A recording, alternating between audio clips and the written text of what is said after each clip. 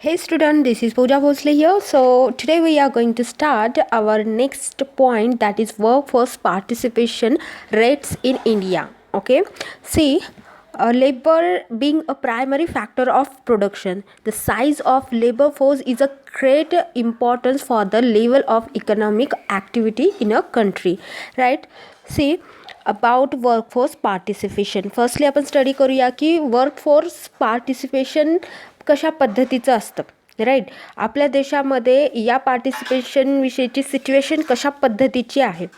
वर्कफोर्सचं participation असल्यानंतर economic ॲक्टिव्हिटीमध्ये काय फरक पडतो, या सगळ्या गोष्टींची स्टडी आपण या पॉईंटमध्ये करणार आहोत.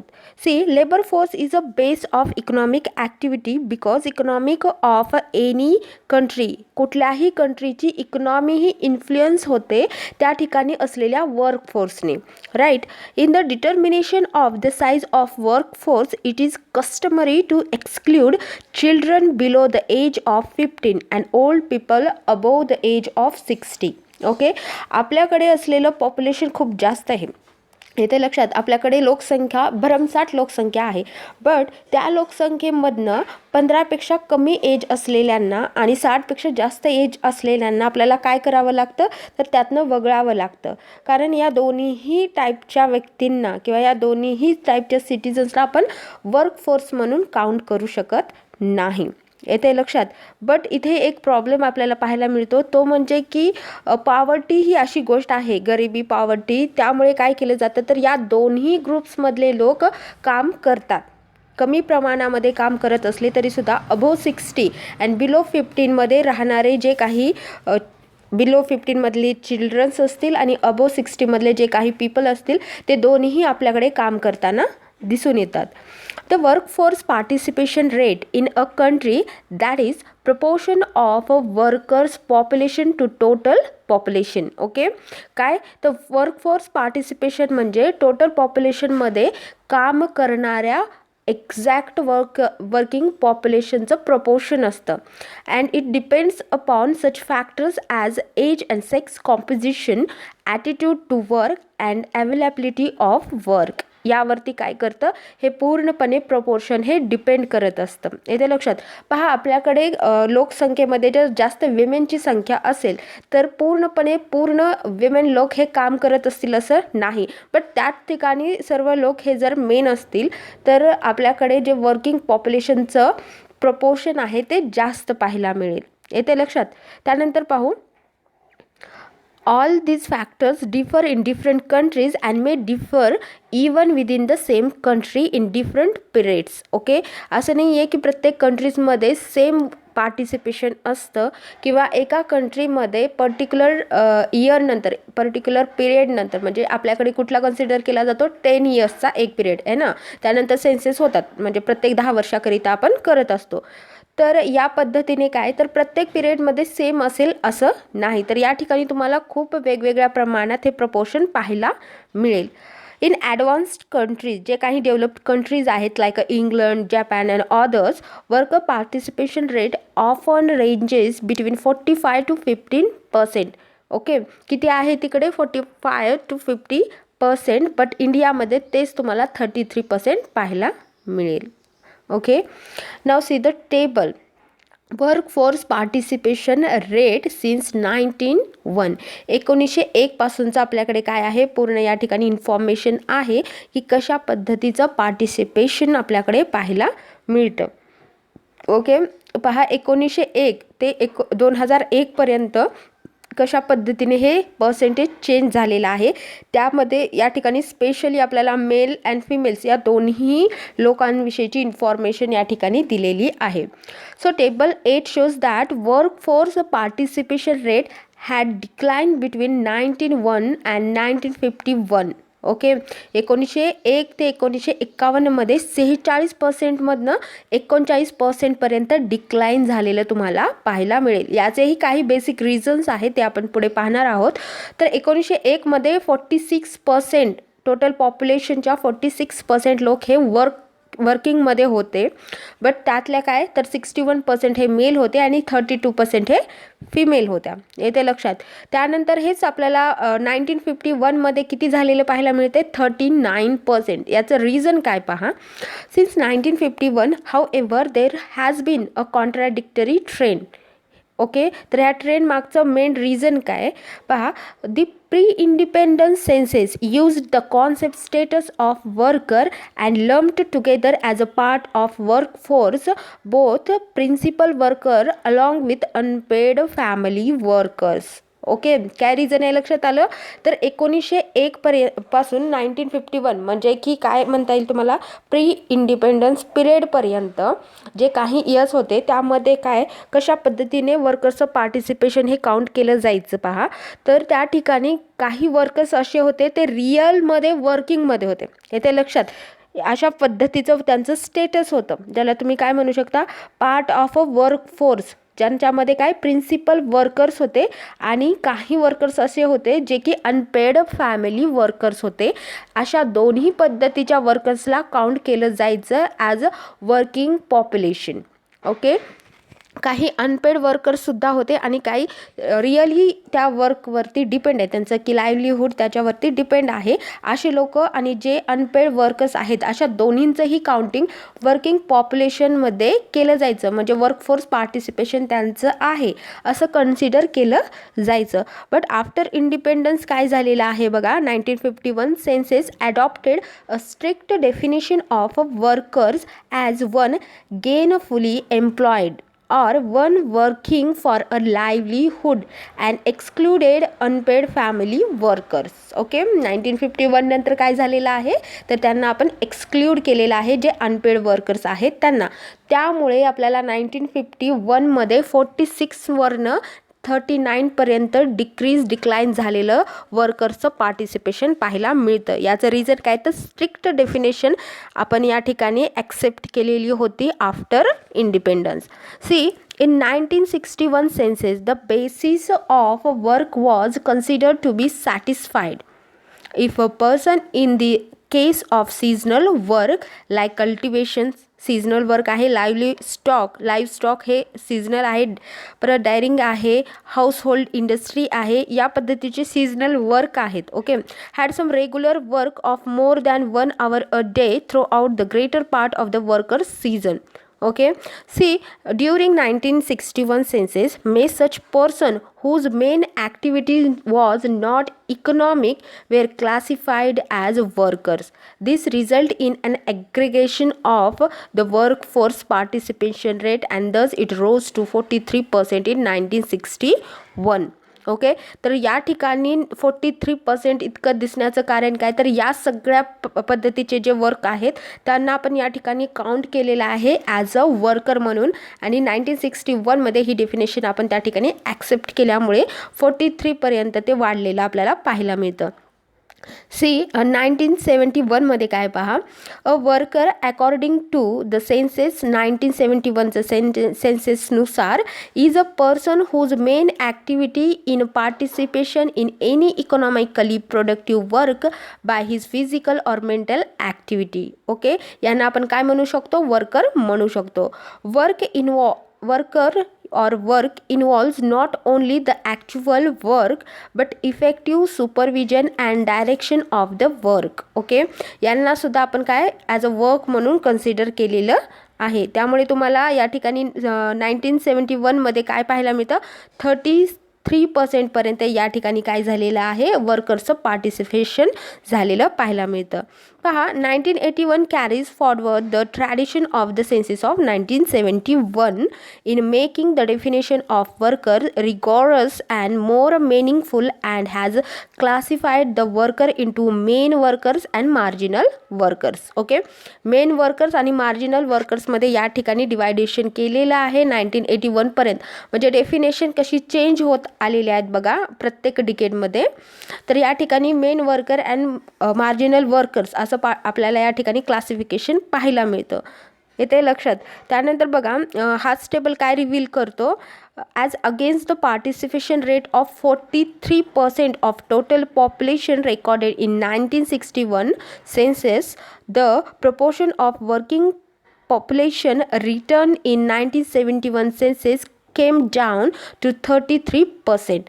This was mainly due to कुठलं रिझन आहे बघा, the fact that many of the housewives and students who were treated as worker on the basis of some marginal contribution in 1961 census were not included in 1971 census as workers. Okay, काही स्टुडंट्सला आणि हाऊसवाईफ्सला ज्याप्रमाणे 1961मध्ये as a worker म्हणून consider करण्यात आलेलं होतं, 1971च्या डेफिनेशनपर्यंत हे काय तर पूर्णपणे काढून टाकण्यात आलेलं होतं. त्यामुळे आपल्याला 43वरनं 33% इतकं डाऊन झालेलं दिसते वर्कर्सचं participation.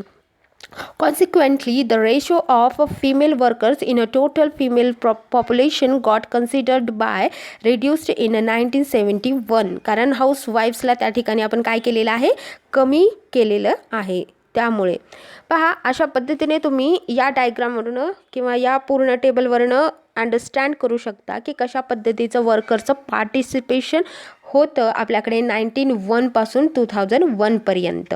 Okay, now see the next one, work participation rate in India. Okay, तर या ठिकाणी तुम्हाला पाहायला मिळेल कॅटेगरी वाईज व्यवस्थित. तर 1981 to 1991 अँड 2001चा डाटा या ठिकाणी आहे. जर तुम्ही व्यवस्थित हा डाटा स्टडी केला तर तुमच्या लक्षात येईल की पर्सन्स किती होते 1981मध्ये टोटल 36.7. ओके, मेल त्यामध्ये किती होते 52.6 अँड 19.7 इतके काय होते तर फिमेल्स होत्या. येते लक्षात. तर हे झालं आपलं पूर्ण कंट्रीजमध्ये, आपल्या पूर्ण कंट्रीमध्ये जेवढं पॉप्युलेशन होतं त्याच्या 36.7% इतके लोक काय होते वर्कर्स म्हणून काम करत होते, वर्क पार्टिसिपेशन होतं. त्यात 52.6% हे मेल लोक होते आणि 19.7% इतक्या फिमेल काम करायच्या. हे होतं आपल्या देशातलं पूर्णपणे पॉप्युलेशन जे वर्किंगमध्ये आहे. रुरल एरियामध्ये जर पाहिलं तर ते 38.8% होतं आणि अर्बन एरियामध्ये पाहिलं तर ते 30% होतं. म्हणजे की अर्बन एरियाजमध्ये काय होतं 1981 पर्यंत काम करणाऱ्या व्यक्तींची संख्या ही कशी तर कमी होती as compare to rural area. कारण त्यावेळेस जास्तीत जास्त लोक हे ॲग्रिकल्चर सेक्टरमध्ये वर्क करणारे होते, त्यामुळे त्यांचं पार्टिसिपेशन जास्त होतं. येते लक्षात. मग त्यानंतर काय तर हे पुढे 1991 2001 पर्यंत वाढत गेलेलं आपल्याला पाहायला मिळेल. म्हणजे यामध्ये चेंजेस झालेले आहेत, रुरलपेक्षा अर्बन एरियाजमध्ये वाढत गेलेले तुम्ही पाहू शकता. बट कितीही केलं तरी आपला देश हा काय आहे शेतीप्रधान देश असल्यामुळे आपल्याकडे त्या सेक्टरमध्ये एंगेज असलेल्यांची संख्या ऑलवेज जास्त आहे. मी प्रत्येक वेळेस सांगितले की GDPमध्ये सर्व्हिस सेक्टरचा हिस्सा जास्त असला तरीसुद्धा वर्किंगमध्ये पार्टिसिपेट करणाऱ्या लोकांचं ॲग्रिकल्चर सेक्टरमध्ये जास्त एंगेजमेंट तुम्हाला पाहायला मिळेल. जर तुम्ही हा डाटासुद्धा व्यवस्थित स्टडी केला तर तुमच्या लक्षात येईल की रुरल एरियाजमध्ये काम करणाऱ्यांची संख्या ऑलवेज जास्त आहे. बट आपण GDPची जेव्हा स्टडी करतो तेव्हा असं लक्षात येतं की सर्व्हिस सेक्टरमधनं मिळणारं जे काही इन्कम आहे ते जास्त आहे. बघा या पूर्ण स्टडीवरनं आपण काही फाइंडिंग्स काढलेले आहेत त्या पाहू. Number 1, in general, the total worker participation rate has shown an increased trend from 1981 onwards. Okay, so workers participation rate was 36.7% in 1981. 1981 मध्ये किती आहे 36.7% and it improved to 37.7%. Okay, 1991 पर्यंत किती झाले 37.7% इम्प्रूव्ह झालेलं दिसून येतं. त्यानंतर किती झालेलं आहे 39.2% झालेलं आहे. येते लक्षात. म्हणजे काय झालं तर वर्किंग पार्टिसिपेशन जे आहे वर्कर्सचं पार्टिसिपेशन हे वाढत गेलेलं आहे डिकेड बाय डिकेड. ओके, तर हे ऑब्झर्वेशन पहिलं आपल्याला या ठिकाणी पाहायला मिळेल. Increase in work participation rate is more perceptible in rural than in urban areas. Okay, work participation rate in rural areas was 42.0% in 2001 as against 40.2% in 1991. या ठिकाणी रुरल एरियाजमधलं किती आहे पार्टिसिपेशन 42.0 0% इतकं काय आहे तर त्या ठिकाणी रुरल एरियाजमध्ये काम करणाऱ्याची संख्या आहे. ती संख्या 1991 मध्ये 40% इतकी होती. बघा अर्बन एरियाचा जर विचार केला तर किती पाहायला मिळते 32.2%. ओके, किती आहे पहा या ठिकाणी 2001 मध्ये आपल्याला व्यवस्थित या ठिकाणी पाहायला मिळेल. मेल आणि फिमेलपेक्षा आपण अगोदर रुरल आणि अर्बनची स्टडी करूया. तर काय पहा या ठिकाणी 42.0 इतके काय आहे तर रुरल एरियाजमध्ये काम करणाऱ्यांची संख्या आहे. या ठिकाणी 40.2 इतकी 1991 मध्ये होती. येथे लक्षात जर अर्बन एरियाचा पाहिला तर 1991 मध्ये 30.4 होतं, तेच 32.2 तुम्हाला पाहायला मिळेल. अशा पद्धतीचे चेंजेस झालेले आपण या ठिकाणी ऑब्झर्व करू शकतो. थर्ड फाइंडिंग जर पाहायची असेल तर बघा workers participation rate in a rural area was 42.4% in 2001, which was also level attained in 1991. However, there is a slight improvement in work participation rate in urban areas, in the worker participation rate rising to 50.9% in 2001 as against 49.0% in 1991. तर अशा पद्धतीची urban एरियामध्ये सुद्धा improvement आपल्याला पाहायला मिळते 2001 मध्ये. त्यानंतर जर आपल्याला आणखीन काही फाइंडिंग्स पाहायचे असतील तर पाहू चला. The work participation rate for females in a rural areas has increased from 27.2% in 1991 to 31% in 2001. बघा या ठिकाणी किती आहे 31 तुम्हाला पाहायला मिळेल 2001 मध्ये. 31.0% फिमेलची संख्या होती, जी की 1991 मध्ये किती आहे बघा रुरल एरियाजमधील 27.2 इतकी पाहायला मिळते. तर ही काय झालेली आहे या ठिकाणी वाढलेली तुम्हाला पाहायला मिळेल. अशा पद्धतीचे फाइंडिंग्स तुम्ही या ठिकाणी फाइंड आउट करू शकता by studying this table. Okay, तर यावरनं आपल्या असं लक्षात येतं की वर्कर्सचं पार्टिसिपेशन हे डे बाय डे वाढत गेलेलं आहे. वर्कर्सचं पार्टिसिपेशन वाढत गेलेलं आहे. त्याचप्रमाणे फिमेलची संख्या जी आहे वर्किंगमधली ती सुद्धा आपल्याला वाढलेली पाहायला मिळते. सुरुवातीला आपल्याकडे फिमेल्स लोकांची संख्या वर्किंगमधली फार कमी पाहायला मिळते. जसं जसं आपल्याकडे डेव्हलपमेंट होत गेलेली आहे, इम्प्रूव्हमेंट होत गेलेली आहे, त्या प्रमाणामध्ये आपल्याकडे फिमेल्सचं वर्किंग हे वाढलेलं आहे. फिमेल्सचं काम करणाऱ्यांची संख्या देखील आपल्याला वाढलेली पाहायला मिळते. See in this table we can find out the exact working population. See total workers in India and work participation rate. तर या ठिकाणी परत टेबलमध्ये थोडंसं जास्त क्लिअर करून तुम्हाला या सगळ्या फिगर्स दाखवलेल्या आहेत, ज्या की आपण पर्सेंटेजमध्ये स्टडी केलेल्या होत्या, त्या या ठिकाणी तुम्हाला मिलियनमध्ये सुद्धा पाहायला मिळतील. ओके, तर हे सेन्सस 2001चं आहे. जर टोटल पाहिलं आपण 2001चं तर टोटल पॉप्युलेशन 1025.2 मिलियन इतके लोक काय आहेत आपल्याकडे अवेलेबल आहेत. त्यातले किती आहेत बघा 530.4 हे मेल्स आहेत, 494.8 मिलियन्स हे फिमेल आहेत. तर त्यातील वर्कर्स किती आहेत बघू. वर्कर्सची संख्या ही 402.5 इतकी पाहायला मिळते. या ठिकाणी किती आहे बघा वर्कर्सची संख्या कशी आहे 402 म्हणजे 1025.2 मिलियनमधील फक्त 402.5 मिलियन लोक हे आपल्याकडे काम करतात. त्यामध्ये सुद्धा मेलची संख्या 275.5 आहे आणि फिमेलची 127 इतकी पाहायला मिळते. म्हणजे जास्त ही मेल्सची संख्या पाहायला मिळते. जर आपण रुरल एरियाचा अभ्यास केला तर तुमच्या असं लक्षात येईल की टोटल पॉप्युलेशनच्या 740.2 मिलियन इतके लोक हे कुठल्या एरियाजमध्ये राहतात रुरल एरियाजमध्ये राहतात. अर्बन एरियाचा विचार करता 285.0 लोक हे कुठे राहत आहेत तर ते राहत आहेत आपल्या शहरांमध्ये. येथे लक्षात अर्बन एरियाजमध्ये 285 लोक राहतात. पहा रुरल एरियाजमधील 740 किती 740च्या 300 10 इतके लोक काय करत आहेत, तर ते वर्किंगमध्ये आहेत, काम करत आहेत. तर शहरामध्ये 285 मधील 91.9 मिलियन लोकच फक्त कामामध्ये एंगेज्ड आहेत. येते लक्षात. म्हणजे काय, तर रुरल एरियाच्या कंपॅरिझननी काम करणाऱ्यांची संख्या ही कमी आहे, बट त्याचप्रमाणे पॉप्युलेशनची संख्या देखील अर्बन एरियाजमध्ये फार कमी